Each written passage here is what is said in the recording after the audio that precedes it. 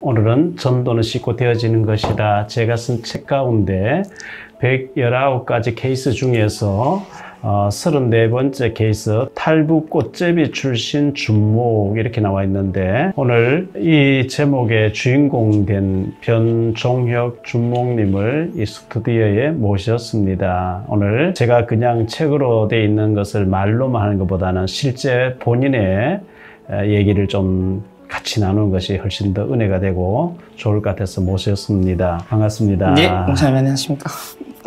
우리 변종혁 준목은 만능 일꾼입니다. 변종혁 준목 지금 하는 사역을 비롯한 간단한 자기소개 좀 해주시기 바랍니다. 네, 안녕하세요. 저는 청라 사랑의 교회 지교회당인 송도 지교회에서 중고등부 사역과 또 북한 선교국에서 여러 가지 심부름을 하고 있는 변종혁 준목이라고 합니다. 꽃제비 출신 준목이라고 책에 소개되어 있는데, 꽃제비가 네. 무슨 뜻이에요? 꽃제비라는 단어의 유래가 이제 러시아어에서 시작됐다고 하더라고요. 꽃의 비애라고 하는 러시아어가 있는데, 그 러시아의 뜻이 유랑자, 방랑자 이런 뜻인데, 그러니까 꽃제비는 집이 없고 또 부모님들에게 버림을 받았거나 또는 가정 환경이 너무 안 좋아가지고 거리에 떠돌아다니면서 지역을 돌아다니면서 빌어먹거나 도둑질해 먹고 또 훔쳐먹고 사람들을 가리켜 말을 하는데, 중국에서도 이제 중국말로도 화즈라고 해가지고 거지를 하즈라고 하거든요. 화즈. 그리고 화가 꽃화예요. 그래가지고 꽃거지라는 말 한국에서 좀 쓰더라고요. 그래서 거기에서 유래된 단어고요. 북한에서는 네. 가정이 많이 해체되면서 네. 꽃제비들이 그렇죠. 장마당이나 그렇죠. 많이 나와 있죠. 네. 혼자 남게 된 그 아이들이 뭐 어디 의지할 데가 없으니까 거리로 나가는 겁니다. 거리로 나가서 장마당, 주로 주둔지가 이제 장마당에서 이제 주워 먹고 훔쳐 먹고 또 빌어먹고 이런 것들을 하는 사람들을 일컬어서 꽃제비라고 이제 하거든요. 꽃제비들이 참 많이 있었는데 지금도 북한에서는 아직도 활발히 활동을 하고 있습니다. 서시장 쪽에 이렇게 걸어가면 저를 안내하는 조선족 전도사님들은 양복 탁 입고 휴대폰 들고 구두도 반들반들 다 닦아가지고 있고, 저는 완전 꽃제비가 제가 이제 옷도 흐름하게 입고 새 가방 메고 가는데 애들이 나만 따라다니면 돈 달라 그래요. 그래서 야 이놈들은 여기 이 아저씨 보고 달라 하지 왜 나보고, 이 아저씨들은 조선족이고 사장님은 한국에서 왔다. 애들이 기가 막히게 알아보는 거예요. 네, 우리 전혀 다 알아봅니다. 예. 어떤 네. 심정으로 탈북을 결심했어요? 북한이 95년부터 시작해가지고 이제 고난의 행군이 시작되었죠. 김일성 죽고 난 뒤에. 예, 예. 그때 300만 명 아사자가 발생했거든요. 한국 전쟁 때 죽은 통계를 보면 민간인 포함해서 한 500만 명 죽었다고 해요. 이제 전쟁도 나지 않은 나라에 300만 명이 아사가 됐다는 것은 참 끔찍한 일이고요. 그런 환경 속에 살다 보니까 당연히 의식주 문제가 해결이 안 되는 겁니다. 그러다 보니까 중국 가면 의식주 문제 해결될 수 있다. 그때 당시에 중국 가면 감옥을 간다든가 장치범 수용소를 간다든가 아니면 총살까지도 한다는 그런 선전을 많이 했었음에도 불구하고 의식주를 해결하고자 살기 위해서 목숨을 걸고 탈북을 했던 것 같아요. 그래서 제가 꿈이 쌀밥에 돼지고기국을 먹는 게 제 꿈이었습니다. 그래서 그 꿈을 가지고 탈북을 했는데 중국 와보니까 그 꿈이 개꿈이더라고요. 개가 이제 사람이 먹던 쌀밥에 돼지고기국을 먹는 걸 보면서 아 그렇구나, 북한이 그 정도로 지금 어려운 상황에 있구나, 그런 걸 확인하게 됐죠. 근데 중국 넘어갔다가 잡혀갔다가 6번 반복했잖아요. 제가 이제 어릴 때 많이 잡혔다 보니까 이제 어린 아이들은 꽃제비 구호소라고 있습니다. 쉽게 말하면 여기서 말하면 이제 고아원 같은, 쉽게 말하면 청소년들을 가두는 청소년 감옥이라고 하죠. 가거든요. 근데 거기는 아무래도 이런 경계가 심하지 않아가지고 자주 이제 쉽게 마음만 먹으면 탈출을 할 수 있어가지고 제가 북한에서 중국으로 넘어가서 중국에서 이제 신고로 잡혔을 때도 있고, 중국에서 살면서 사이렌 소리가 참 많이 무서웠어요. 왜냐면 잡아가지 않을까. 중국에서 내 꽃제비 생활을 좀 했었거든요. 그러다 보니까 이제 많이 한 6번 정도 잡혀 나갔다 했는데 참 살아있는 게 하나님 은혜지 않나 생각이 됩니다. 6번씩이나 북한에 끌려갔었는데 이렇게 살아서 지금 준목님 됐다는 건 기적입니다. 중국에서 동생을 잃어버렸다고 했는데 그 상황을 좀 얘기해 주죠. 중국에서 이제 제가 북한에서 동생을 데리고 탈북을 했습니다. 중국에 저희 친척이 있었는데 그 친척이 위험하니까 고아원에 가 있어라. 중국 고아원에 있으면 안전하니까. 그래서 저희를 고아원에 데려다 주었어요. 저는 또 이제 북한에 나가서 누나와 약속을 한 게 있습니다. 저는 누나를 데리고 왔어야 됐기 때문에 고아원에 있을 수 없었고, 그래서 동생한테 내가 누나 데리고 올 테니까 고아원에 좀 있어라 했는데, 동생은 형 따라 가겠다고 저 따라 이제 나왔다가 제가 이제 돌아다니면서 잃어버리게 됐는데 아직까지 찾지 못하고 있고, 이름은 변종명인데요. 혹시라도 이 유튜브가 전 세계로 나가게 되니까요. 혹시라도 보게 된다면 연락 주면 참 감사하겠습니다. 한국에서 세상 문화 속에서 많이 방황했다고 하는데 네. 어떻게 생활했어요? 저는 한국에 와서 참 육신적으로는 진짜 편했습니다. 왜냐면 이제는 신분증이 있기 때문에 잡혀갈 두려움도 없고 잡혀갈 걱정도 없고, 또 한국에 오면 정착금 주지, 살 집을 주지, 또 여러 가지 자기가 열심히 일하면 뭔가 거기에 대한 대가도 주지. 너무 좋은 거예요. 제가 중국에서 이제 목사님 만나서 복음을 들었습니다, 사실. 그런데 그때는 복음이 나에게 그게 와닿지 않았고 그냥 종교 생활을 많이 했던 것 같아요. 그러다 보니까 한국에서 편리한 생활을 하다 보니까 하나님과 점점 멀어지게 되었고, 이제 저는 점점 세상적으로 이제 많이 타락을 하게 된 거죠. 그러면서 제가 느낀 게 뭐냐면, 복음 없는 자유는 방종이다. 한국에 오니까 또 가장 화려했던 것이 문화였습니다. 음주 문화가, 또 음란 문화도, 또 게임 문화도, 여러 가지 문화가 너무 화려한 문화들이 많은 거예요. 그러다 보니까 친구들과 함께 그 문화에 빠져가지고 많이 방황을 했었고요. 그러다 행복을 찾고자 한 12개 나라를 다닌 것 같은데, 근데 행복이 없는 거예요. 많은 또 아르바이트도 했었고요. 저는 또 돈도 많이 좀 벌어보려고 오토바이 배달도 이제 한 제가 6년 정도, 이제 왜냐면 돈을 많이 주니까 돈이 제 목적이 되었고 성공이 목적이 되었다 보니까 어쨌든 세상의 그런 문화에 많이 빠지게 되었고 방황하게 되었습니다. 나도 중국집에 배달했는데. 예, 맞습니다, 목사님. 예수님을 인격적으로 받아들이게 된 계기는 어떤 계기야? 제가 가장 힘들었던 시기가 있습니다. 그 시기가 언제였냐면, 제가 강직성 척추염이라고 하는 이제 난치 질환을 병원에서 판정을 받고, 의사가 저에게 한 말이 계속 뇌리에 박혀가지고 저를 힘들게 했습니다. 그 얘기가 뭐냐면, 너는 50대, 60대 되면 땅바닥만 보고 이제 다니게 될 것이다. 아예 허리가 굳어지니까요. 이게 이제 뼈 마디마디에 염증이 생겨가지고 이제 뼈가 굳어지는 그런 질병인데, 난치 질환인데, 너는 병신이야. 자꾸 제 마음에, 제 생각에 그 진단을 받고 나가지고 너는 병신이야. 50대, 60대 되면 땅바닥만 보고 다닐 거야.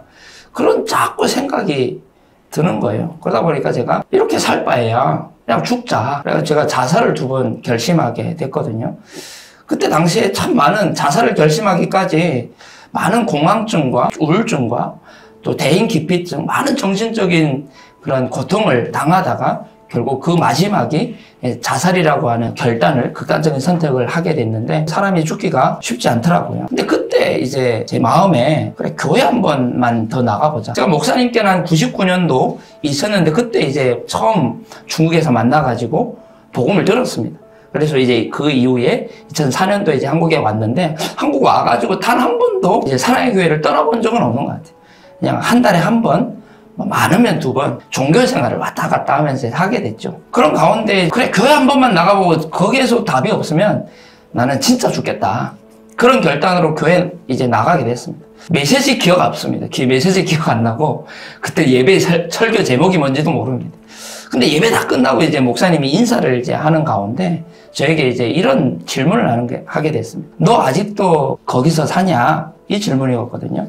근데 목사님이 제가 어디에 살고 있는지 지역을 알고 계셨기 때문에 그런 질문을 하게 되셨는데, 저는 그게 다르게 들려지더라고요. 네가 있어야 될 자리가 아닌 곳에서 네가 아직 고통받고 있냐, 그렇게 들리는 거야. 너 아직도 거기서 사냐? 그 지역 배경 가운데 사냐? 그런 가운데 이제 집을 가면서 계속 내가 어떻게 살았길래 목사님이 너 아직도 거기서 사냐라고 질문을 할까? 근데 내 과거를 돌아보니까, 하나님이 나를 북한에 이제 6번씩이나 끌려가서 그런 가운데 하나님 나를 살려주셨고, 이 가정은 한국 가려다가 잡혔다라는 그런 문서가 북한에 다 넘겨갔어요.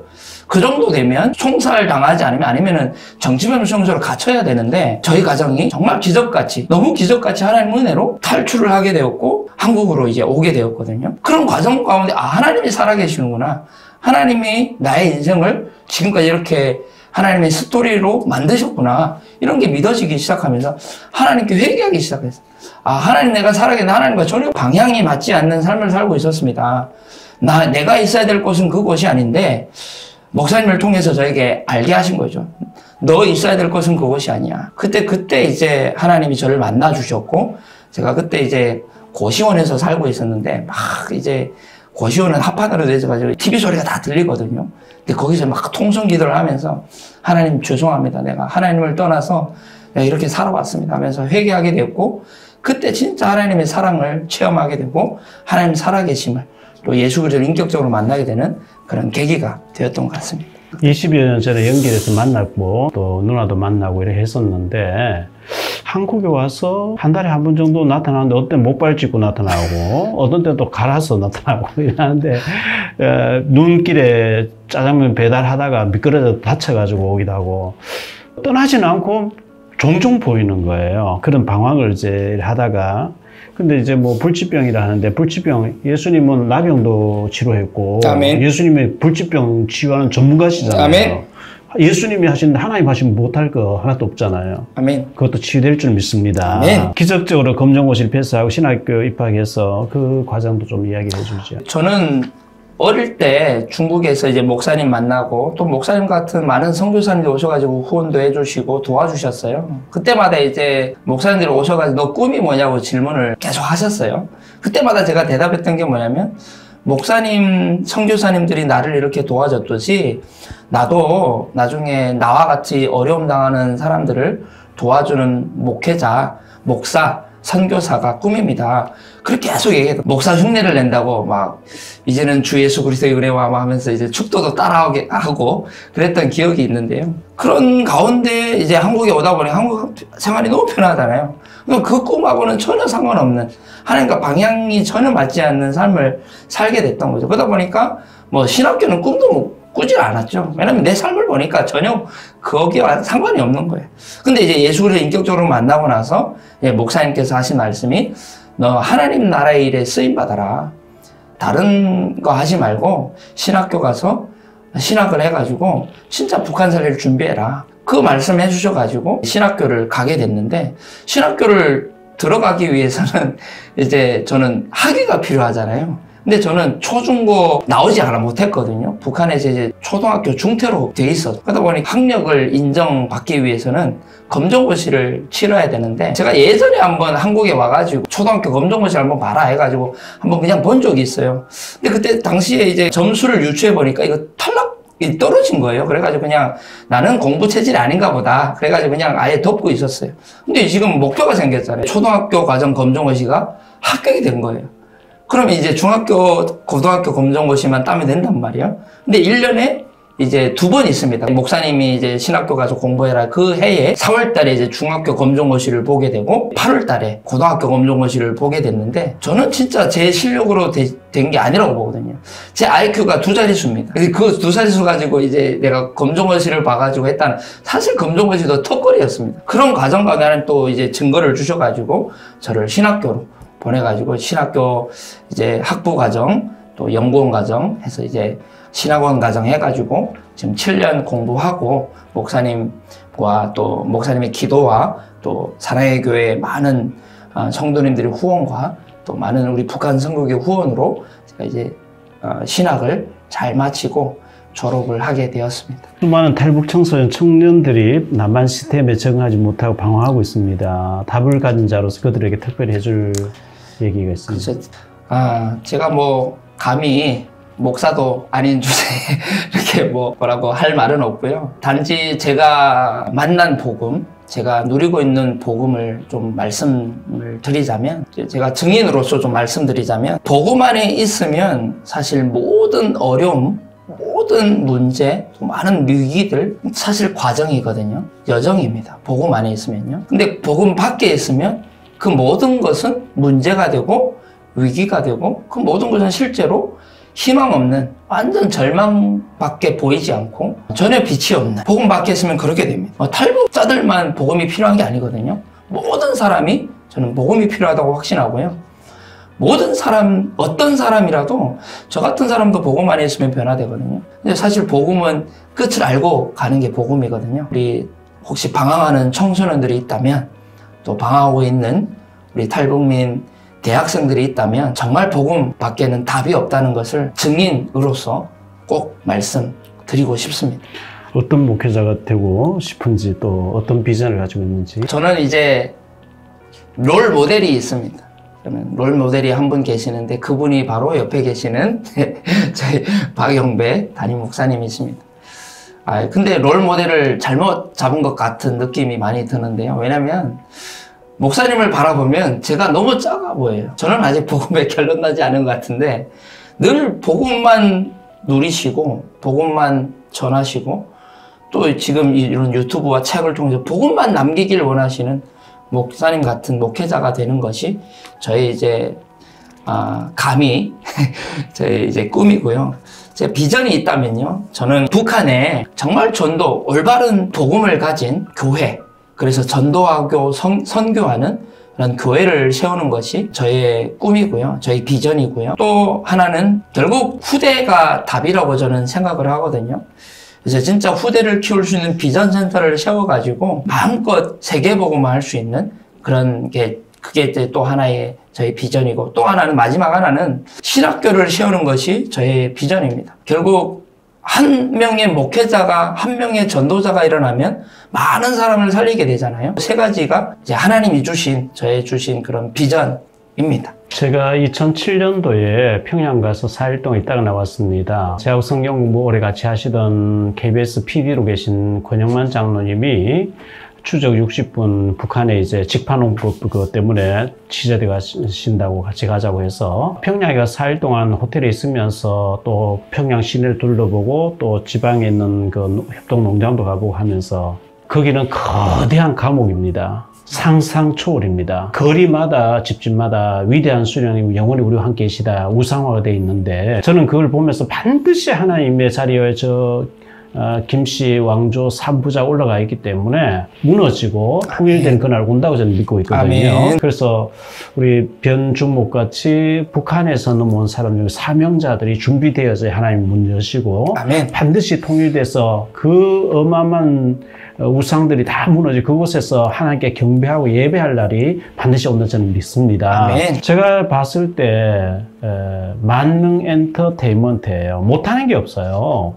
정말 너무너무 귀한 종이고 약간의 질병이 있는 거는 하나님께서 확실하게 치료해서 하나님께서 못하실 일이 뭐 있습니까? 그래서 치료해서 증인을 세우기 위한 과정이라고 저는 생각하고 완전히 복음으로 준비된 북한 복음할 사명자로 이제 2달 후면 목사님으로 이제 뛰실 텐데 우리 북한 선교의 언약의 가슴에 한을 가진 우리 자매님 중에서 북한 선교에 사명 가진 분 있으면 목사님 사모님 되실 분들이 좀 이렇게 연락해 주시기를 바라고요. 좋은 가정이 이루어서 언약의 후대를 낳고 북한 복음화를 준비하는 귀한 목사님 되실 줄 믿습니다. 우리 이 방송을 보시는 우리 시청자 여러분들께서 정말 북한을 높기도 해 주셔야 됩니다. 저는 이제 국정기대 가서 25년 동안 탈북자를 만나고 도로 북한에 가는 사람 만나서 복음 전하고 실제로 북한에 가서 또 며칠 있어 보기도 하고 그들의 눈물과 한과 고통과 죽음을 실제로 접하면서